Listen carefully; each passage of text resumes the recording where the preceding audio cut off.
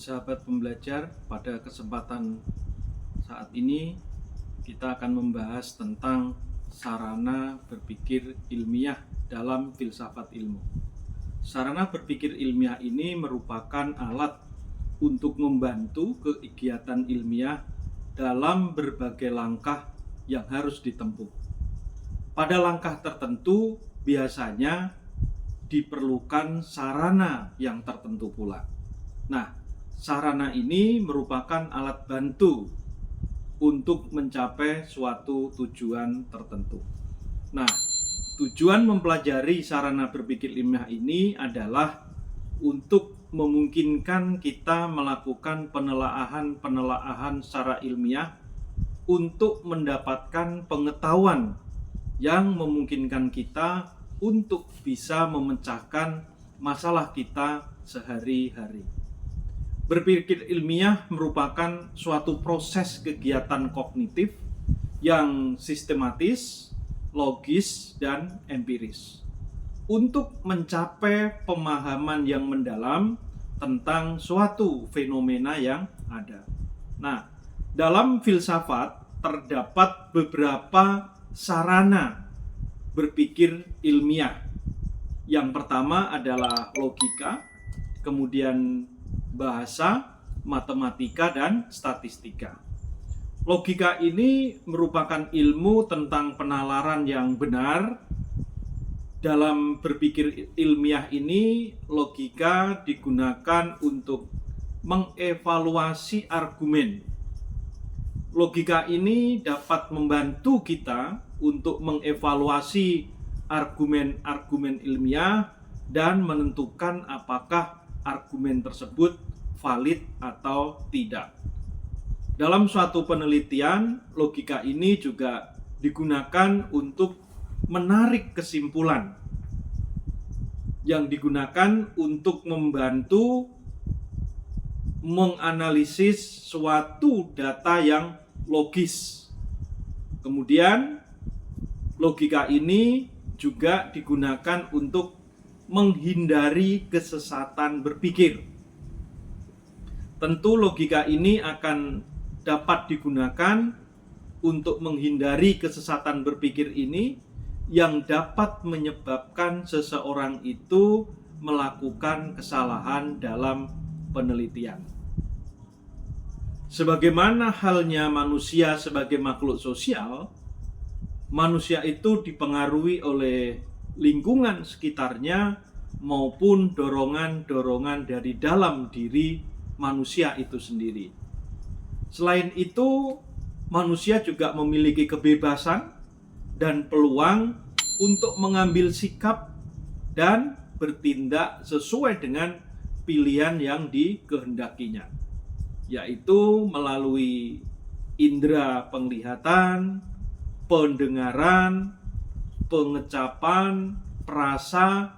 Manusia ini melakukan observasi dan penyelidikan dengan teliti dan cermat. Sehingga dengan adanya logika ini akan mendorong menguak suatu hal-hal yang masih gelap serta mengungkap hal-hal yang masih tertutup dengan menggunakan sarana logika berpikir ini. Nah, dalam rangka memperoleh suatu pengertian, suatu konsep tentang suatu hal, pertama-tama manusia harus memperoleh pemahaman dengan mengidentifikasi hal-hal yang diamati dan ditemukannya. Kemudian dipilih unsur-unsurnya, dimasukkan dalam suatu pengertian untuk menyingkirkan suatu hal-hal yang tidak dapat dimasukkan. Contoh misalnya, pengertian tentang segi empat sama sisi, ya. Nah, segi empat sama sisi ini kemudian kita masukkan unsur-unsur yang menjadi isi dari pengertian tersebut. Contoh misalnya ada suatu garis lurus, memiliki empat sisi yang sama. Nah, inilah apa gunanya logika itu. Kemudian dari logika tadi kemudian kita menyimpulkan ya bahwa salah satu bentuk pikiran yang dilakukan manusia yaitu untuk memperoleh pengetahuan berdasarkan pengetahuan yang telah ada. Jadi logika ini digunakan sebagai pangkal dalam kegiatan pengambilan kesimpulan untuk memperoleh suatu pengetahuan yang baru yang kita sebut dengan premis.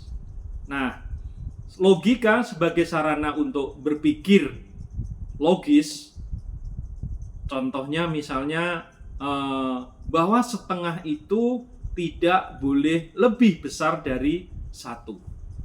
Nah, pemikiran kita tentunya harus tunduk pada aturan konsep hukum-hukum tertentu.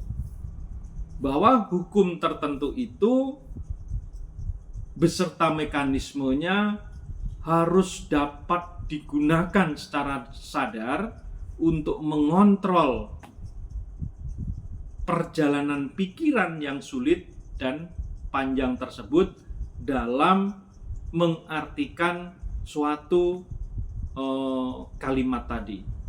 Nah, yaitu melalui aturan berpikir yang benar. Untuk berpikir baik, maka digunakanlah berpikir yang benar, logis, dan dialektis. Contoh lagi misalnya klasifikasi tentang panas dan dingin. Panas dan dingin ini hanya menempatkan objek tertentu dalam sebuah kelompok, ya.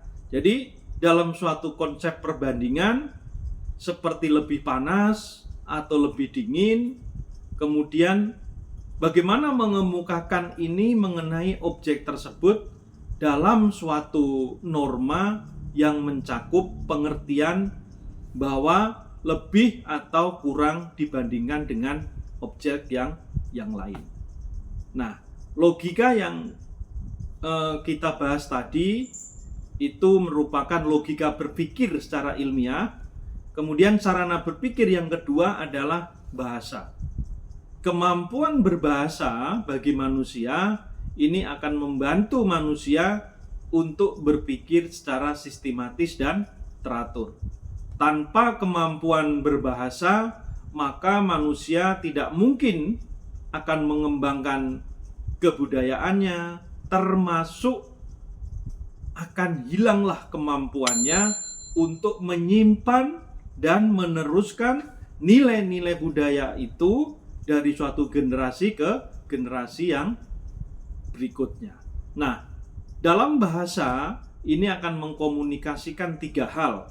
Yang pertama adalah pikiran, perasaan, dan sikap.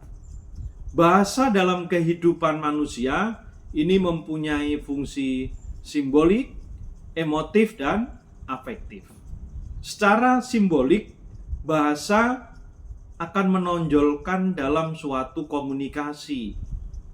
Kemudian komunikasi yang ilmiah ini, sedangkan fungsi emotif akan menonjolkan dalam komunikasi estetik. Dalam komunikasi ilmiah, sebenarnya proses komunikasi itu harus terbebas dari unsur-unsur emotif. Kenapa demikian? Agar pesan yang disampaikan itu bisa diterima secara reproduktif, identik dengan yang dikirimkan. Nah, dengan kemampuan berbahasa, ini memungkinkan manusia untuk memikirkan suatu masalah ya, secara terus-menerus. Selain itu, adanya bahasa, maka manusia hidup dalam 2 dunia, yaitu dunia pengalaman yang nyata dan dunia simbolik yang dinyatakan dengan bahasa tersebut. Nah, dalam berpikir ilmiah ini, bahasa digunakan dalam suatu penelitian, misalnya untuk mendefinisikan suatu konsep. Ini akan membantu konsep-konsep ilmiah dengan jelas dan tepat. Kemudian bahasa ini juga akan membantu untuk merumuskan hipotesis yang dapat diuji secara ilmiah. Berikutnya, dengan berbahasa kita akan menganalisis data dan menarik kesimpulan yang logis, serta dengan bahasa kita akan mengkomunikasikan hasil penelitian kita itu kepada orang lain. Sebagai sarana komunikasi ilmiah, tentu bahasa ini memiliki beberapa kekurangan-kekurangan. Yang pertama, kekurangannya terletak pada peranan bahasa itu sendiri yang bersifat multifungsi. Kemudian yang kedua, kekurangannya terletak pada arti. Terkadang suatu bahasa itu ada arti yang tidak jelas dan eksak yang dikandung oleh kata-kata yang membangun bahasa tersebut. Kemudian kekurangan yang ketiga adalah ada beberapa kata yang memberikan arti yang sama, ya, umpamanya usaha kerjasama yang terkoordinasi dalam mencapai suatu tujuan tertentu. Ini disebutkan sebagai administrasi, manajemen, pengelolaan, dan ketatalaksanaan. Jadi satu bahasa ini memiliki berbagai macam arti. Nah, inilah kekurangan bahasa sebagai sarana komunikasi ilmiah. Nah, yang berikutnya adalah sarana berpikir menggunakan matematika. Matematika ini adalah bahasa numerik yang melambangkan serangkaian hitungan dari suatu pernyataan yang ingin kita sampaikan. Setelah sebuah makna diberikan padanya untuk membantu dalam kegiatan penghitungan atau pengukuran dalam suatu penelitian, maka tanpa matematika hanya merupakan kumpulan rumusan yang mati. Nah, untuk mengatasi kekurangan yang terdapat pada bahasa, maka matematika ini hadir sebagai salah satu sarana berpikir ilmiah. Dalam hal ini dapat dikatakan bahwa matematika adalah bahasa yang berusaha untuk menghilangkan sifat yang kabur, majemuk, dan emosional dari suatu bahasa yang verbal. Nah, matematika ini digunakan sebagai sarana berpikir deduktif, yaitu dalam proses pengambilan kesimpulan yang didasarkan pada premis-premis yang kebenarannya telah ditentukan. Nah, dalam berpikir ilmiah, matematika ini digunakan untuk mengukur variabel-variabel yang terdapat dalam penelitian ilmiah. Yang kedua, matematika akan membantu untuk menganalisis data dengan menggunakan metode statistik. Dan yang berikutnya, matematika ini membantu peneliti untuk membuat model, ya. Model yang dapat digunakan untuk memprediksi adanya suatu fenomena alam. Nah, sarana berpikir yang terakhir adalah statistik. Secara umum, logika deduktif itu berpaling kepada matematika sebagai sarana penalaran untuk menarik kesimpulan. Sedangkan logika induktif ini berpaling kepada statistika. Jadi, statistika ini merupakan pengetahuan untuk melakukan penarikan kesimpulan secara induktif. Nah, dalam penalaran deduktif, maka kesimpulan yang ditarik adalah premis-premis yang digunakannya adalah benar dan prosedur penarikan kesimpulannya adalah salah. Sedangkan dalam penalaran induktif, meskipun premis-premisnya adalah benar dan prosedur penarikan kesimpulannya adalah sah, maka kesimpulan itu belum tentu benar. Nah, kesimpulan ini mempunyai peluang untuk benar. Statistika merupakan pengetahuan yang memungkinkan kita untuk menghitung seberapa tingkat peluang itu dengan eksak atau hitungan-hitungan. Jadi, penarikan kesimpulan secara statistik memungkinkan kita untuk melakukan kegiatan ilmiah secara ekonomis, di mana tanpa statistika hal ini tidak mungkin untuk dapat dilakukan. Sehingga karakteristik yang dipunyai sarana berpikir yang berupa statistika ini sering kurang dikenali dengan baik, yang menyebabkan orang sering melupakan pentingnya statistika dalam penelaahan keilmuan.